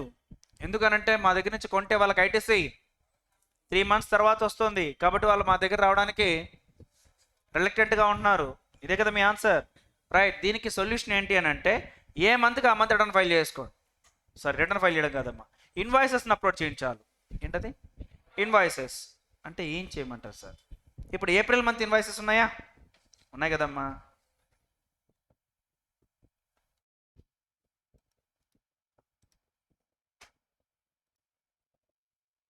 యా, ఈ ఏప్రిల్ మంత్ ఇన్వాయిసెస్ని మీరు 1 to 13th మే ఈ 13 రోజుల్లో ఐఎఫ్ఎఫ్ స్కీమ్ కింద మీరు ఇన్వాయిస్ని అప్లోడ్ చేసేసేయండి. చేస్తే ఏమవుతుంది సార్? 14th మేకి రిసిపియెంట్స్కి కనబడిపోతాయమ్మా. ఎప్పుడమ్మా? ఇలా 1 to 13th మే వరకు. ఎందుకమ్మా? ఏప్రిల్ మంత్ అయిపోయిందిగా. ఏప్రిల్ మంత్కి సంబంధించిన అవుట్వర్డ్ సప్లైస్ అన్నిటిని నువ్వేం చేస్తావు?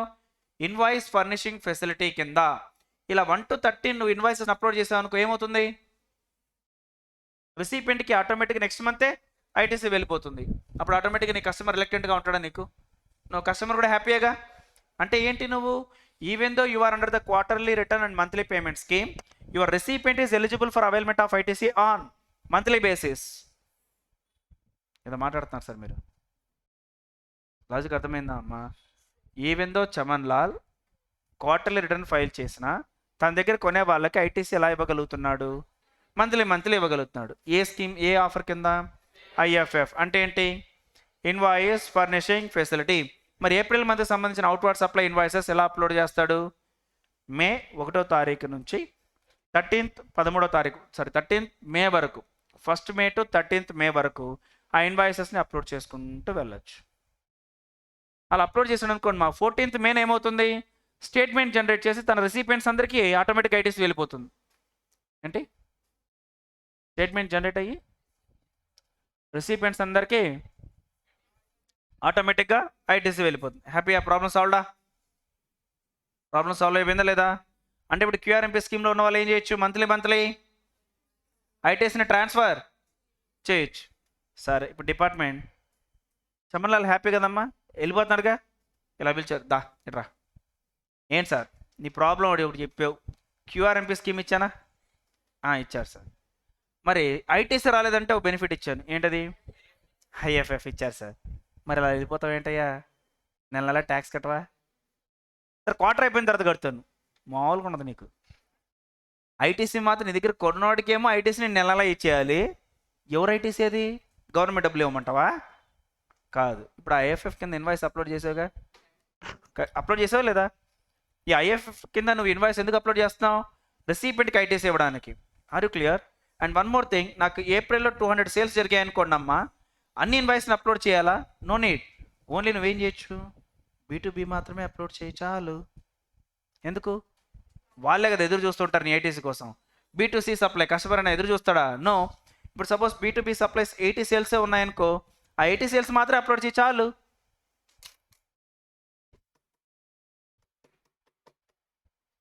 లాజిక్ అర్థమైందా? Any doubt? So invoice furnishing scheme కింద ఆ మంత్లో ఉన్న అన్ని ఇన్వాయిసెస్ని అప్లోడ్ చేయాలా, లేదు ఆ రిజిస్టర్డ్ పర్సన్ డిస్క్రిషన్ పవరా? ఆ రిజిస్టర్డ్ పర్సన్ డిస్క్రిషన్ పవర్ నీ ఇష్టం, ఏవైతే ఐటీసీ కావాలనుకున్నా వాటిని మాత్రమే అప్లోడ్ చేయి. సార్ B2C సప్లైస్ వద్దులే, క్వార్టర్లీ రిటర్న్లు అప్లై చేసుకుందు. ఇప్పుడు 200లో ఎన్ని రిటర్న్స్ మనం ఎన్ని ఇన్వాయిస్ అప్లోడ్ చేసాం? 80. ఏ డేట్నా? 13 May. కరెక్టేనా? మరి ఇప్పుడు మేకి ఏం చేద్దాం? మే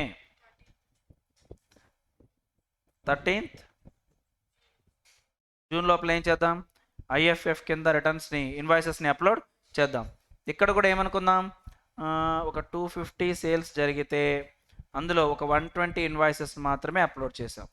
ఓకే, ఇలా ఏప్రిల్ మేకి ఐఎఫ్ఎఫ్. మరి జూన్ మంత్కి ఇంకా ఐఎఫ్ఎఫ్ అనే కాన్సెప్ట్ లేదు. క్వార్టర్లో లాస్ట్ మంత్కి డైరెక్ట్గా GSTR1. క్వార్టర్లో లాస్ట్ మంత్కి డైరెక్ట్గా GSTR1 అంటే క్వార్టర్లో ఫస్ట్ 2 నెలలకు మాత్రమే ఐఎఫ్ఎఫ్. ఐఎఫ్ఎఫ్ వల్ల ఏమవుతుంది, రిసిపియెంట్కి ఐటీసీ క్యారీ ఫార్వర్డ్ చేస్తాం. ఐటీసీని ట్రాన్స్ఫర్ చేయడానికి క్వార్టర్లో ఉన్న ఫస్ట్ 2 months మాత్రమే ఐఎఫ్ఎఫ్. క్వార్టర్లో ఉన్న 3rd monthకి మళ్ళీ ఐఎఫ్ఎఫ్ ఎందుకు? GSTR1 ఫైల్ చేస్తావుగా, డ్యూ డేట్ ఏంటి చెప్పాలి.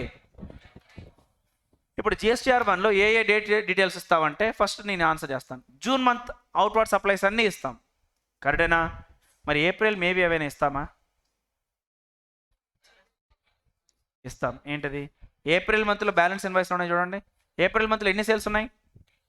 200. ఎన్ని ఇన్వాయిస్ అప్లోడ్ చేసాం? 80. 200 ఇన్వాయిసెస్ ఉంటే 80 అప్లోడ్ చేసాం. బ్యాలెన్స్ ఎన్ని? ఆ 120 ఇప్పుడు అప్లోడ్ చేద్దాం, ఎందుకంటే వాటికి రిసిపియెంట్ ఎవరు ఐటీసీ ఎక్స్పెక్ట్ చేయట్లేదు. ఇప్పుడు GSTR1లో ఏవేవి ఇస్తానంటే ఫస్ట్ జూన్ మంత్ డీటెయిల్స్ ఇచ్చేస్తానమ్మా, కరెక్టేనా? జూన్ మంత్ ఫుల్ డీటెయిల్స్, అది B2B అవ్వచ్చు B2C అవ్వచ్చు, మొత్తం డీటెయిల్స్ ఇచ్చేస్తాను. దాంతోపాటు ఏప్రిల్ మే డీటెయిల్స్ కూడా ఇస్తాను. ఏవి? ఐఎఫ్ఎఫ్ కింద ఏవైతే ఇన్వాయిసెస్ని అప్లోడ్ చేయలేదో వాటన్నిటిని కూడా ఇప్పుడు GSTR1లో ఫైల్ చేస్తానమ్మా. స్కీమ్ బాగుందా? ఎవరికి scheme? Person who is eligible for QRMP scheme. Who is eligible for QRMP scheme? The person whose aggregate turnover does not exceed 5 crores in preceding financial year.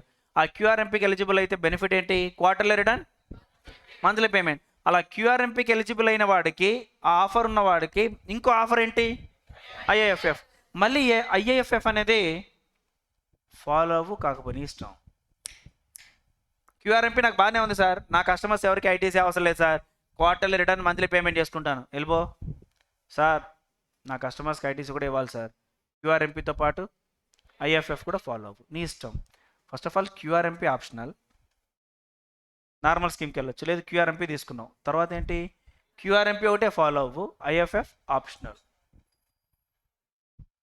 Are you clear with this? అర్థమవుతుంది అనుకుంటున్నాను. సరే, ఇప్పుడు logic ఏంటి అని అంటే, చమన్లాల్కి benefit ఇచ్చేసామా?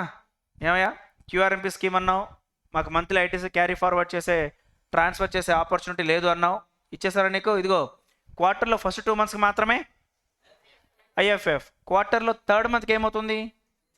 GSR 1 file చేస్తాం. IFF కింద invoices upload చేయడానికి లాస్ట్ డేట్ ఏంటి? 13th of the following month, అంతేనా? ఏప్రిల్ మంత్కి 13th మే, మేకేమో 13th జూన్. జూన్కి సంబంధించి నో ఐఎఫ్ఎఫ్. ఏం కావాలి? Directly GSTR 1. జిఎస్టీఆర్ 1కి డ్యూ డేట్ ఏంటి? 11th of the following month. నార్మల్గానే అయిపోయిందా? మనోడు చమలాలు ఏం చేస్తున్నారు ఇప్పుడు? Thank you sir, thank you so much. మరి గవర్నమెంట్ ఏమంటుంది? రండి సార్, కూర్చోండి. ఇప్పుడు మీ బెనిఫిట్ మీకు ఇచ్చాను కరెక్టే సార్, నెల నెల ట్యాక్స్ ఎక్కడ? మరి ఎలా కట్టమంటారు సార్ నన్ను? ఇవి ఫస్ట్ వన్ ఏంటివి? ఇన్వాయిసెస్ ఎలా అప్లోడ్ చేయాలి, బాగానే ఉంది. పేమెంట్ ఎలా ఇవ్వమంటారు? ఏప్రిల్లో ఎంత కట్టమంటారు? ఏప్రిల్ ఎంత కట్టమంటారు సార్? ఇప్పుడు కొత్తగా నేను స్టార్ట్ అయ్యాను క్యూఆర్ఎంపీ స్కీమ్. మార్చ్ వరకు, పోయిన ఫైనాన్షియల్ ఇయర్ వరకు, లెట్ us assume పోయిన ఫైనాన్షియల్ ఇయర్ వరకు మంత్లీ రిటర్న్లో ఉన్నాను సార్. ఎందులో ఉన్నాను? Monthly return. ఈ సంవత్సరం నుంచి నేను క్యూఆర్ఎంపీ స్కీమ్కి వస్తాను సార్. You are welcome. మరి క్వార్టర్లీ రిటర్న్ కరెక్టే, పేమెంట్ మంత్లీగా అదెంత? ఎంత ఉందయ్యా నీ అవుట్వర్డ్ సప్లై? ఎంత ఉంటే అంత. సార్ నా అవుట్వర్డ్ సప్లై ఎంత ఉందో నేను కౌంట్ చేయాలన్నప్పుడు నా క్వార్టర్లీ రిటర్న్ అనే కాన్సెప్ట్ ఎందుకు? నా మంత్లీ లైబిలిటీ నేను అసర్టైన్ చేసినప్పుడు నేను రిటర్న్ ఫైల్ చేసేస్తానుగా. మళ్ళీ నాకు మంత్కి ఎంత లైబిలిటీ ఉంటే అంత కట్టమని చెప్పడం కరెక్ట్ కాదు. మళ్ళీ అలాంటప్పుడు ఏం చేయమంటారు? చిన్న ఆప్షన్ ఏం చెప్పారంటే, అమ్మా ఇప్పుడు నువ్వు ఏప్రిల్ మంత్ లైబిలిటీగా అసర్టైన్ చేస్తున్నావు. సరే, ఏప్రిల్, మే, జూన్. ఇప్పుడు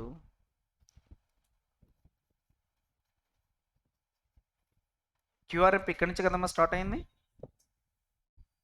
మార్చ్ మంత్లో ఏ స్కీమ్లో ఉన్నావు? Normal or regular, that is monthly return, monthly payment. కరెక్టేనా? ఏంటమ్మా అది? Monthly return, monthly payment. ఇప్పుడు ఏం చేయమంటారు సార్?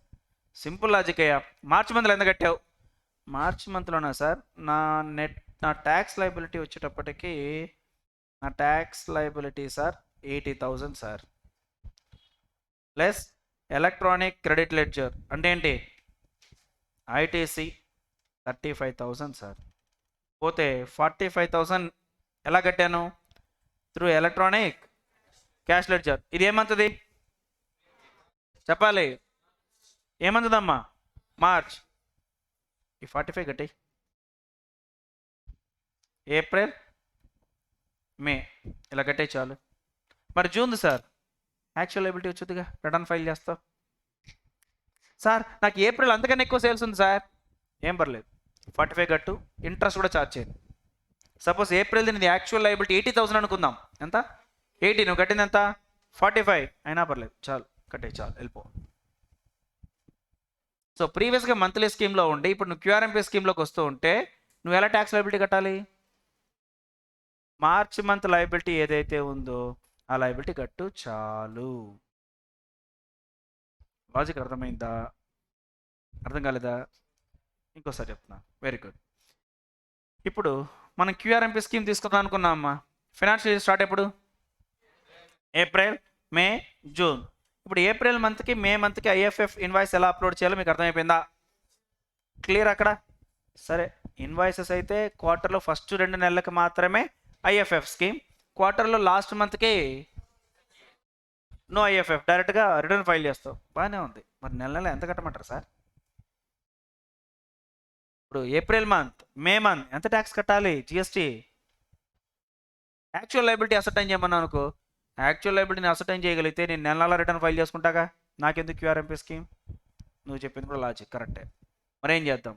అందుకని డిపార్ట్మెంట్ ఏం చెప్పిందనంటే, ఏప్రిల్ మంత్ నువ్వు ఎంత కట్టాలి అనేది ప్రీవియస్ మంత్ ఏ స్కీమ్లో ఉన్నావు? సార్ మార్చ్ మంత్ నేను మంత్లీ స్కీమ్లో ఉన్నాను sir. March month liability open చేయి. March month my liability 80,000, electronic credit ledger ITC 35,000, cash ledger ద్వారా ఎంత కట్టావు? 45,000. అలాగే కట్టయ్యా, ఏప్రిల్ కూడా అదే అనుకో. సార్ ఏప్రిల్లో నా యాక్చువల్ లైబిలిటీ అది కాదు, నువ్వేగా చెప్పావు యాక్చువల్ లైబిలిటీ ఎంత అసర్టైన్ చేయలేనని. అంటే మార్చ్ మంత్ లైబిలిటీ అడాప్ట్ చేసే చాలు. సార్ మార్చ్ మంత్లో నా లైబిలిటీ 80, ఎలక్ట్రానిక్ క్రెడిట్ లెడ్జర్ 35, పోతే క్యాష్ లెడ్జర్తో ఎంత కట్టాను? 45. ఇప్పుడు నన్ను ఏప్రిల్లో 80 కట్టమంటారా 45 కట్టమంటారా? నా లైబిలిటీ ఏమో 80, క్యాష్ లెడ్జర్తో కట్టిందేమో 45. 80 కట్టమంటారా 45 కట్టమంటారా? చెప్పాలి. 45 కట్టు చాలు, అంతేనా? సపోజ్ నాకు ఏప్రిల్ మంత్ లైబిలిటీ ఇలా అనుకుందాం, 70K 80K ఉండొచ్చు, అయినా నేను ఎంత కడితే చాలు? 45. ఇప్పుడు జూన్ మంత్ ఏం చేస్తామమ్మా? GSTR 1 ఫైల్ చేస్తాం, GSTR 3B ఫైల్ చేస్తాం. ఇక్కడ నాకు యాక్చువల్ లైబిలిటీ వస్తుందా? వస్తుందా రాదమ్మా? ఇక్కడ నాకు యాక్చువల్ లైబిలిటీ ఒక 3 lakhs వచ్చింది అనుకుందాం, మైనస్ ఏప్రిల్ మే మంత్ ఎంత కట్టానమ్మా? 150 కట్టేసాగా, ఇదిగమ్మా. సారీ 45 90గా కట్టింది. ఎంత కట్టానమ్మా? 90. బ్యాలెన్స్ 2,10,000. ఇప్పుడు ఏం చేద్దాం? ఎలక్ట్రానిక్ క్రెడిట్ లెడ్జర్లో బ్యాలెన్స్ ఏదైనా ఉందా చెక్ చేసుకో. Minus electronic credit ledger, that is nothing but ITC. Sir 1,20,000 ఉంది సార్, తీసేయి. రిమైనింగ్ ఎంత? 90,000. ఇప్పుడు కట్టేసాయి through electronic cash ledger. Sir ఈ 90,000ని మనోడు ఎప్పుడు కట్టాలి? ఏప్రిల్ మేలో కట్టాల్సింది సార్, కట్టలేదు. ఏంటి? ఏప్రిల్ మేలో కట్టాల్సింది జూన్ తర్వాత కట్టారు, అయినా పర్లేదే నాకు వడ్డీ వద్దు. ఎందుకు? నువ్వేం చేసావు? మంచిగా మార్చ్ మంత్నే బేస్గా తీసుకొని, ఏంటి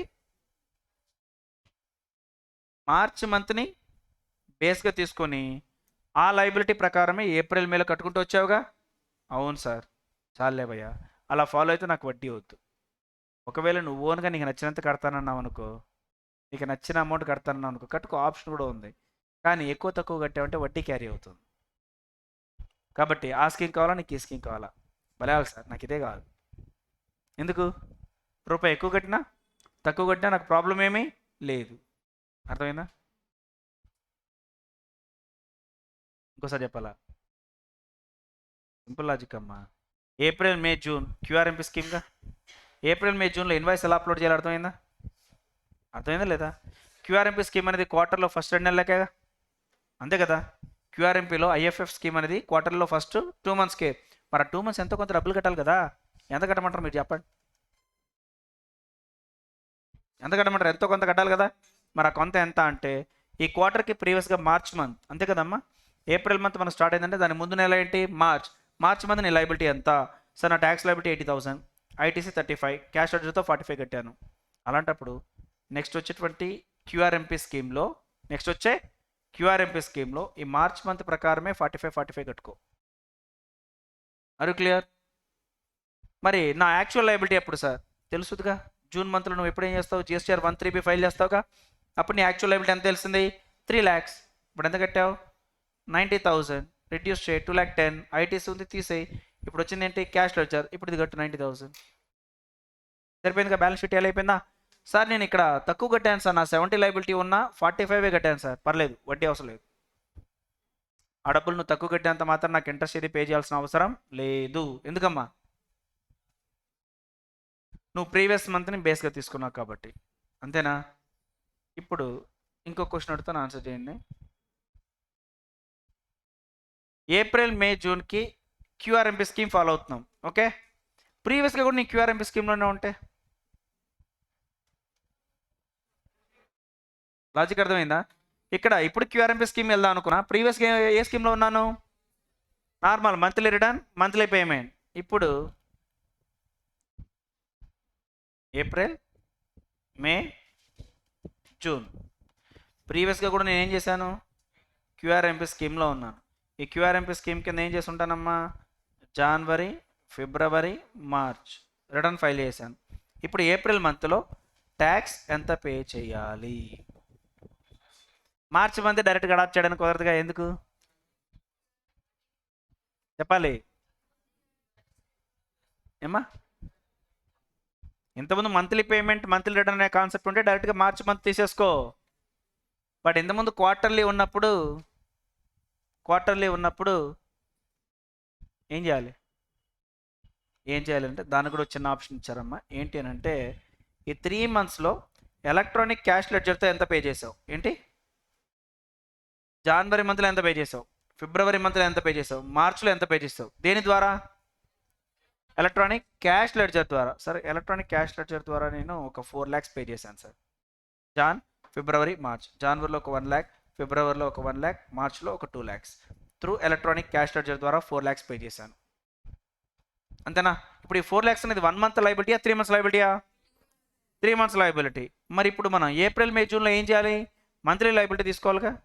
ఇందులో ఇక్కడ 35% కట్టు. 35% చాలు. అంటే 4 lakhsలో 35% ఎంత అమ్మా?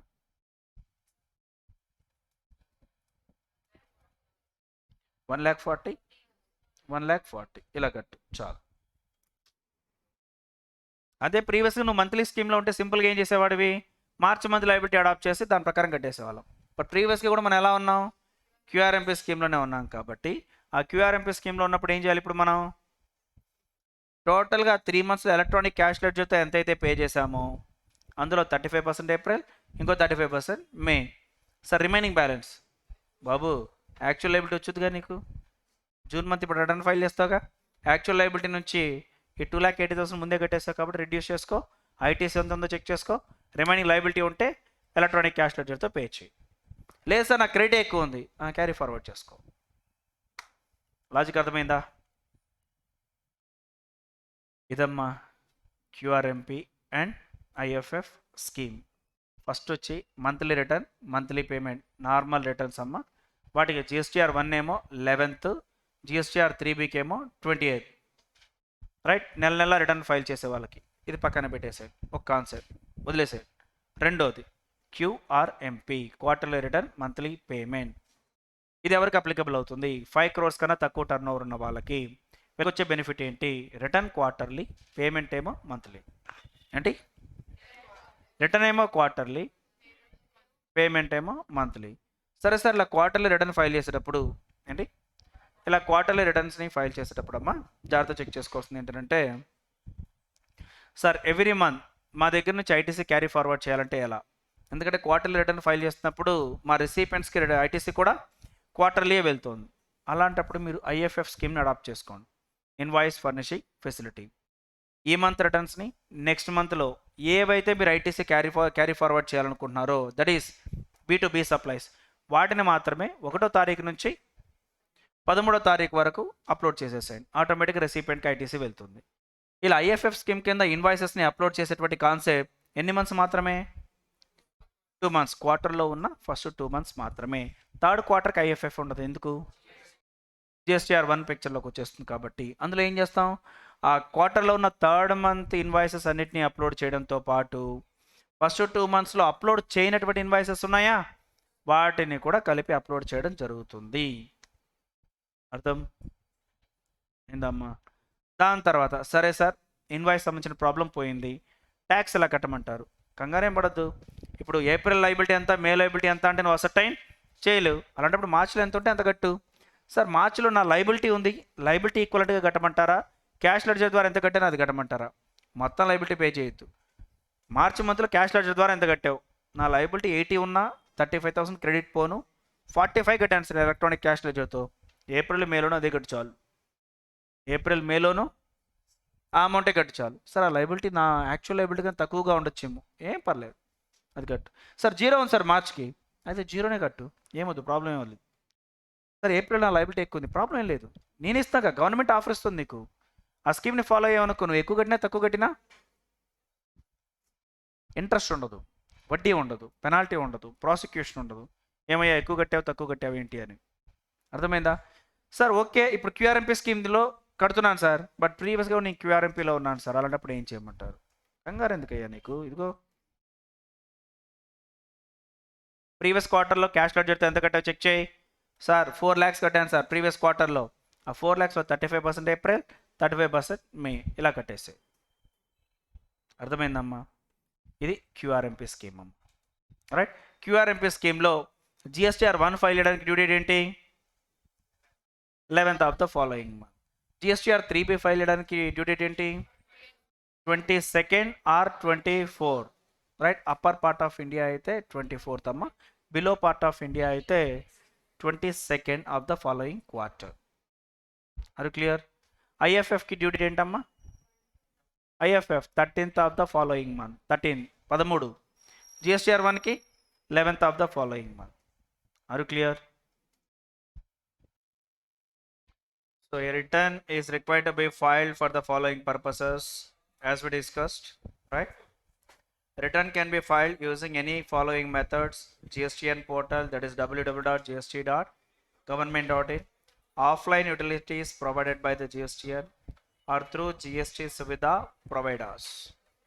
మీరు ట్రైన్ టికెట్ బుక్ చేసుకోవాలంటే రైల్వే వెబ్సైట్లో నుంచి అయినా బుక్ చేసుకోండి, ప్రైవేట్ ఏజెన్సీస్ దగ్గర నుంచి అయినా బుక్ చేసుకోండి. కరెక్టేనా? కరెక్టే కదమ్మా? సేమ్ ఇక్కడ కూడా అంతే అమ్మ.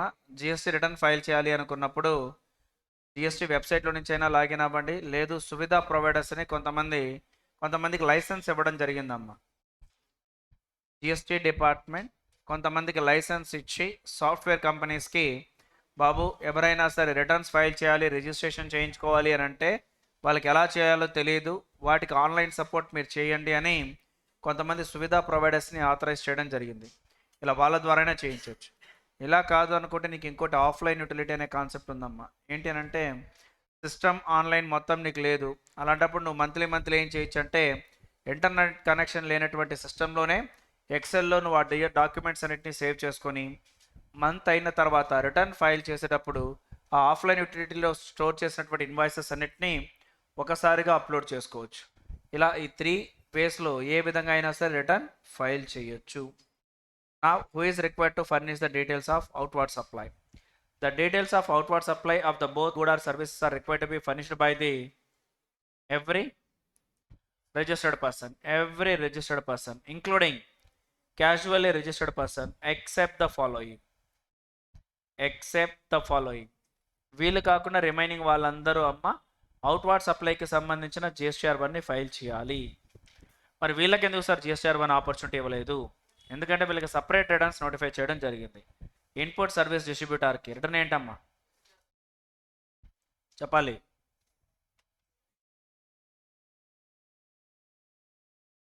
అమ్మా GSTR 6, NRTPకి GSTR 5, person paying tax under the composition scheme, GSTR 4, person deducting tax at source, GSTR 7, and the person collecting tax at source, GSTR 8, and online information database access and retrieval services, OIDAR, GSTR 5A. ఇలా input service distributor, NRTP, TDS, TCS, next person who is liable for collecting of the TCS and OIDR, వీళ్ళందరికీ separate returns ఇలా notify చేయడం వల్ల GSTR 1 ఫైల్ చేయాల్సిన అవసరం లేదు. What is the form for submission of the details of outward supply? Return file చేయాల్సిందమ్మా GSTR 1. నీకు రిజిస్ట్రేషన్ ఆప్టైన్ చేసిన తర్వాత ట్యాక్సబుల్ సప్లైస్ ఉన్నా లేకపోయినా రిటర్న్ ఫైల్ చేయాల్సిందే. Once you obtain the registration, definitely you have to file GSTR 1 and 3B. Sir, I don't have any liability, sir. Then file nil return. Then you have to file nil return. ఏమీ లేని దానికి return file చేయడం ఏంటి? No way, అలా చెప్పకూడదమ్మా. ఏమీ లేదు అన్నా సరే నువ్వు నిల్ రిటర్న్ అయినా సరే నిల్ రిటర్న్ ఫైల్ చేయాలి. అలా ఫైల్ చేయకపోతే ఫ్యూచర్లో నువ్వు లేట్గా రిటర్న్ ఫైల్ చేసేటప్పుడు లేట్ ఫీ అట్రాక్ట్ అవుతుంది. అదేంటి సార్, ట్యాక్స్ లైబిలిటీ లేనప్పుడు నేను లేట్ ఫీ ఎందుకు కట్టాలి? బాబు, లేట్ ఫీ అనేది ట్యాక్స్ కోసం కాదు, రిటర్న్ని లేట్గా ఫైల్ చేసినందుకు లేట్ ఫీస్. ట్యాక్స్ని లేట్గా కడితే ఇంట్రెస్ట్. సో ఇక్కడ నేను అడుగుతుంది ఏంటి?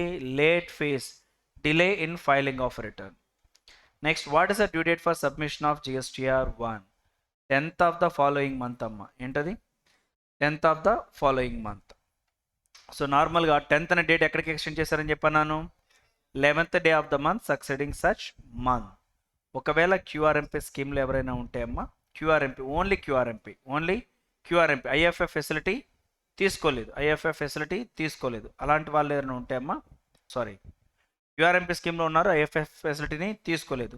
13th day of the month succeeding such quarterly return, monthly payment, ఇలాంటి వాళ్ళకి 13th అమ్మ. Next invoice furnishing facility, IFF concept అమ్మ. ఐఎఫ్ఎఫ్, ఈ ఐఎఫ్ఎఫ్ కాన్సెప్ట్ గురించి ఇప్పుడే మనం ఎలాబరేట్గా చెప్పుకున్నాం, రైట్?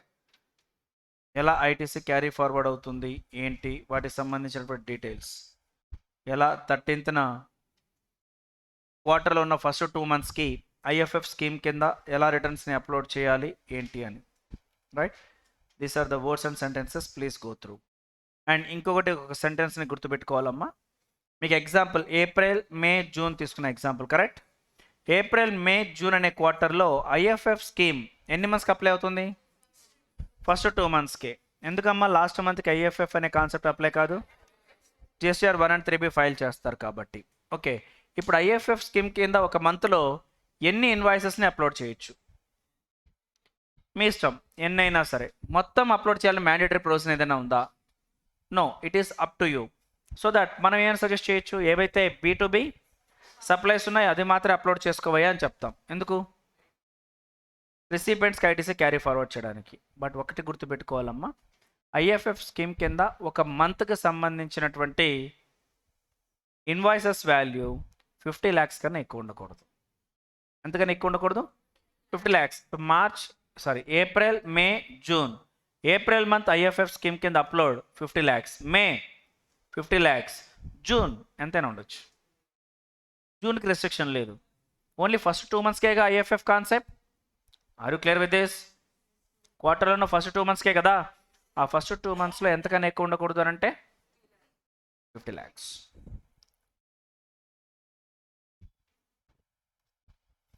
సో వీటన్నిటికి సంబంధించినటువంటి ప్రొవిజన్స్ ఇవన్నీ. సరే, ఫైనల్గా జిఎస్టీఆర్ 1లో ఏ ఇన్ఫర్మేషన్ ఇవ్వాలి, ఏ డీటెయిల్స్ని జిఎస్టీఆర్ 1లో ఇవ్వాలి? So goods and service tax identification number, legal name, trade name, aggregate turnover in the previous year, and ఏ మంత్కి ఏ ఇయర్కి రిటర్న్ ఫైల్ చేస్తున్నారు, HSN wise summary of outward supplies, details of document issued during the tax period, B2B including UIN holder, B2C interstate supplies up to 2.5 lakhs అయితే state wise, beyond 2.5 lakhs అయితే recipient wise చెప్పుకున్నామా. దీంతోపాటు zero rate, debit note and credit notes, nil rate exempted non GST supplies, amendment for prior period, any advances received. ఈ details అన్నిటినీ GSTR 1లో provide చేయాలి. నేను ఊరికే ఒకసారి చదివాను, కానీ వీడియో ఒకసారి పాస్ చేసి జాగ్రత్తగా మీరు చదవండి అమ్మా. అర్థం కాని ఏదైనా ఉంటే అడగండి. విందమ్మా? So that these are the details which has to be provided in GSTR 1. యాక్చువల్గా జిఎస్టీఆర్ 1లో అమ్మ ఇన్వాయిస్ వైజ్ డీటెయిల్స్ని అప్లోడ్ చేయడం జరుగుతుంది. జిఎస్టీఆర్ 1 అవుట్వార్డ్ సప్లై, ఎన్ని సేల్స్ ఉంటే అన్ని ఇన్వాయిసెస్ని అప్లోడ్ చేస్తాము. ఎన్ని సేల్స్ ఉంటే, ఎన్ని అవుట్వార్డ్ సప్లైస్ ఉంటే అన్ని ఇన్వాయిసెస్ ఉంటాయి, ఒక్కొక్కటి అప్లోడ్ చేయాల్సిందే. మళ్ళీ ఇన్వాయిస్ అప్లోడ్ చేయడం అంటే స్కాన్ చేసి అప్లోడ్ చేయడం కాదు. ఒక ఇన్వాయిస్ ఉంది, సపోజ్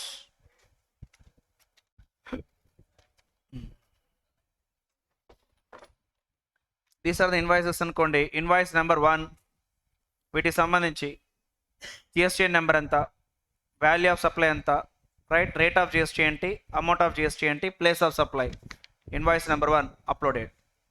ఆ డీటెయిల్స్ని ఇచ్చి enter button. Next invoice number 2, ఇది ఎవరికి అమ్మాం, ఆ person GST number, value of supply ఎంత, రేట్ ఆఫ్ జిఎస్టీ ఎంత, అమౌంట్ ఆఫ్ జిఎస్టీ ఏంటి, ప్లేస్ ఆఫ్ సప్లై ఏంటి, వాటితో పాటు హెచ్ఎస్ఎన్ కోడ్ ఉంటుందమ్మా. హెచ్ఎస్ఎన్ కోడ్ ఎంటర్ చేసాం. Invoice number 2 uploaded. ఇలా 1, 2, 3 ఇలా ఇన్వాయిసెస్ని అప్లోడ్ చేస్తూ వెళ్ళాలి. ఇలా ఇన్వాయిసెస్ అప్లోడ్ చేసామంటే అదే జిఎస్టీఆర్ 1కి యాడ్ అయిపోతుంది. నువ్వు ఇన్వాయిస్లు బయటకి ఇస్తావు, అవుట్వర్డ్ సప్లైగా, అదేగా నీ టర్న్ ఓవర్, అదేగా జిఎస్టీఆర్ 1లో ఫైల్ చేయాలి. అలా ఇన్వాయిస్ వైజ్ డీటెయిల్స్ ఇవ్వాలి. ఎలా ఇవ్వాలి? Invoice wise. బట్ జిఎస్టీ రాకముందు వ్యాట్, సిఎస్టీ, సర్వీస్ ట్యాక్స్లో ఏం జరిగేది తెలుసా? ఏం జరిగేదంటే, బాబు పోయిన మంత్ మన టర్న్ ఓవర్ ఎంత సార్, ఒక 6 లక్షలు రాయండి. 6 లక్షలు. ఇన్వాయిస్ వైజ్ డీటెయిల్స్ కాదు, డైరెక్ట్గా లంసమ్ అమౌంట్ ఎంటర్ చేసేవాళ్ళం. ఇప్పుడు నువ్వు లంసమ్ ఫిగర్ ఎంటర్ చేయడానికి ఛాన్స్ కుదరదు. ఏం చేయాలి సార్? ఇన్వాయిస్ నువ్వు అప్లోడ్ చేస్తేనే ఆటోమేటిక్గా అమౌంట్ అనేది అక్యుములేట్ అవుతుంది. అవుట్వర్డ్ సప్లై అక్యుములేట్ అయ్యేది ఎలా అవుతుంది అని అంటే, నువ్వు ఎన్ని ఇన్వాయిసెస్ అప్లోడ్ చేస్తూ ఉంటే దాని వాల్యూని బేస్ చేసుకుని అక్యుములేట్ అవుతూ ఉంటుంది.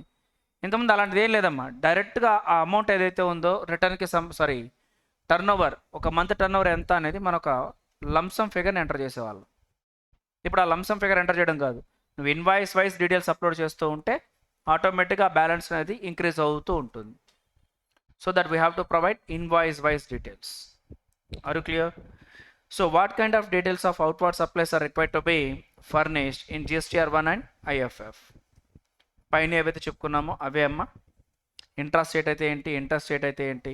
ఫస్ట్ ఆఫ్ ఆల్ అది ఇంట్రా అయినా ఇంటర్ అయినా సరే, B2B సప్లైస్ అయితే ఏంటమ్మా, B2B సప్లైస్ అయితే ఇన్వాయిస్ వైజ్ ఇచ్చేస్తాం. B2C సప్లైస్ అయితే ఇంటరా చెక్ చేసుకోండి. B2C సప్లైస్లో 200 రూపీస్ కన్నా తక్కువ ఉంది, recipient unregistered, recipient does not require tax invoice, అలాంటప్పుడు ఏం చేయొచ్చు, కన్సాలిడేటెడ్ ట్యాక్స్ ఇన్వాయిస్ని అప్లోడ్ చేయొచ్చు. ఒక రోజున చిల్లర అమ్మకాలు ఒక 5,000 జరిగాయి సార్, అప్లోడ్ చేయ ఒక ఇన్వాయిస్. సార్ చిల్లర అమ్మకాలు ఒక 10,000 జరిగాయి, ఒక ఇన్వాయిస్ అప్లోడ్ చేసేసాయి. స్టేట్ వైజ్ మళ్ళీ B2C supply state wise inter state జరిగి ఉంటే, సార్ తమిళనాడుకు 2 lakhs జరిగింది, తెలంగాణకు 1.5 lakh జరిగింది. ఇలా ఒకవేళ 2.5 lakhs కన్నా క్రాస్ అయింది అనుకోండి అమ్మా, ఆ స్టేట్కి మాత్రం ఆ రెసిపియంట్ వైజ్ ఒక్కొక్క రెసిపియంట్ వైజ్గా సపరేట్గా కన్సాలిడేటెడ్ ట్యాక్స్ ఇన్వాయిస్ని అప్లోడ్ చేయొచ్చు. Are you clear? ఇప్పుడు అది ఒక స్టేట్కి సంబంధించిన ఇంటర్ స్టేట్ సప్లై 2.5 lakhs కన్నా ఎక్కువ ఉంటేనే రెసిపియంట్ వైజ్ అప్లోడ్ చేస్తాం. ఒకవేళ 2.5 lakhs కన్నా తక్కువ ఉంది ఇంటర్ స్టేట్ వైజ్గా కన్సాలిడేటెడ్గా అప్లై చేయి. తమిళనాడుకి ఎంత అమ్మాం, కర్ణాటకకి ఎంత, కేరళకి ఎంత అని అప్లోడ్ చేస్తే చాలు. ఇలా మనం డీటెయిల్స్ని అప్లోడ్ చేయాల్సి ఉంటుంది. Next, how are the details of outward supplies furnished in prior period amendment? Okay, ఈ అమెండ్మెంట్ కాన్సెప్ట్ని నెక్స్ట్ క్లాస్లో చెప్తానమ్మా. ఇక్కడ వరకు మీకు రిటర్న్స్ ఎలా ఫైల్ చేయాలి, రైట్, కాన్సెప్ట్ ఏంటి, and the next one GSTR1, GSTR3B, QRMP scheme, IFF scheme. అర్థమైందా? ఈ చాప్టర్లో మెయిన్ టాపిక్ ఇదమ్మా. ఇది అర్థమైందంటే రిమైనింగ్ అంతా ఈజీగా చదువుకోవచ్చు, పెద్ద ప్రాబ్లమే ఉండదు. మెయిన్గా స్టూడెంట్స్ ఎక్కువగా సఫర్ అయ్యేటువంటి ఏరియా ఇదే, right. I hope you enjoyed the learning. That's all for the day. Remaining concept we will discuss in the next class.